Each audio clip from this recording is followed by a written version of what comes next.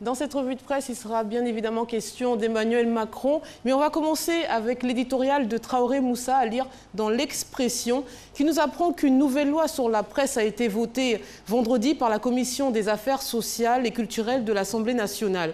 Le 31 mai, ce texte, jugé liberticide par l'ensemble des organisations professionnelles des médias, passera certainement comme une lettre à la poste devant la plénière du Parlement. Les associations et les syndicats de la presse sont tous mobilisés pour faire comprendre aux autorités que le nouveau texte proposé est mauvais. Depuis que ce débat a commencé, personne ne le défend, à part le ministre Bruno Connet et son cabinet, qui sont au four et au moulin pour amener les journalistes à accepter l'inacceptable, nous dit l'article.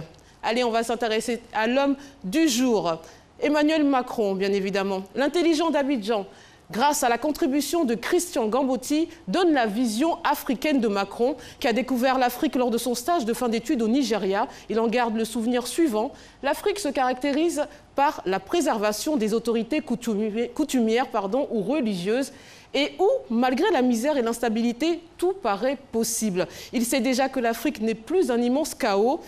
Il considère même que c'est le continent qui enregistrera les taux de croissance les plus importants et présentera les opportunités les plus fortes. Il y met 3 conditions. D'abord, la stabilité politique et la paix. Ensuite, une croissance inclusive fondée sur l'éducation et la formation, le développement du secteur privé, les droits des femmes et le développement des infrastructures. Enfin, la maîtrise démographique, véritable bombe à retardement. Notre Voix s'intéresse aussi au nouveau président français qui entend changer la politique africaine de la France. En effet, il a annoncé pendant la campagne sur RFI la mise en place d'un partenariat stratégique entre l'Union européenne et l'Union africaine pour sortir des logiques de charité et de clientélisme, nous dit-il. Emmanuel Macron ambitionne par ailleurs de créer un conseil présidentiel pour l'Afrique qui devra réunir des personnalités africaines et françaises pour inspirer la politique africaine de Paris. Allez, comme chaque lundi, voici le récapitulatif de la semaine écoulée en images. Et le peuple, encore une fois, était dans la rue, 1er mai, obligé. On va démarrer avec le Brésil, où ça manifestait en rythme et en couleur contre les mesures d'austérité. Vous allez voir donc apparaître à l'écran la performance artistique de cette ravissante jeune femme. L'image suivante aussi concerne la fête du travail et cette fois-ci, ça se passe en Afrique du Sud. On aperçoit sur le cliché qui va apparaître un homme, un syndicaliste. Non, ce n'est pas la bonne image. Un syndicaliste donc qui levait le doigt au ciel. L'image qui est à l'écran, c'est au Soudan du Sud, un instant rare de bonheur dans ce camp de réfugiés.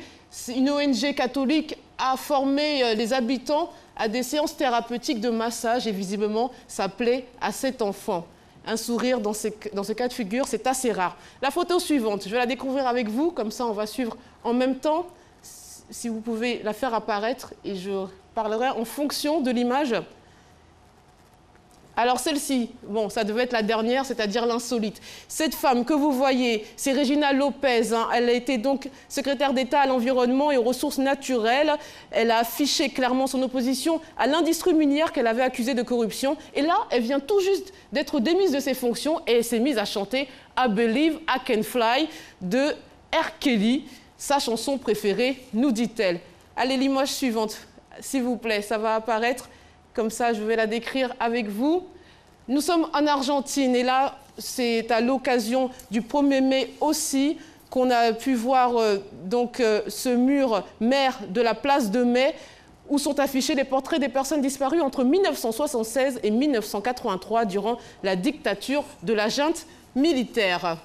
On va poursuivre avec un autre cliché de la semaine écoulée. Ah oui, un peu de tendresse dans ce monde de brut. Cette magnifique photo nous permet d'aller en Corée du Sud. C'était à l'occasion de la célébration de la naissance de Bouddha. Et vous voyez donc ce défilé de lotus bleu, nous dit la légende de la photo. Allez, une dernière image pour se quitter qui va apparaître à l'écran.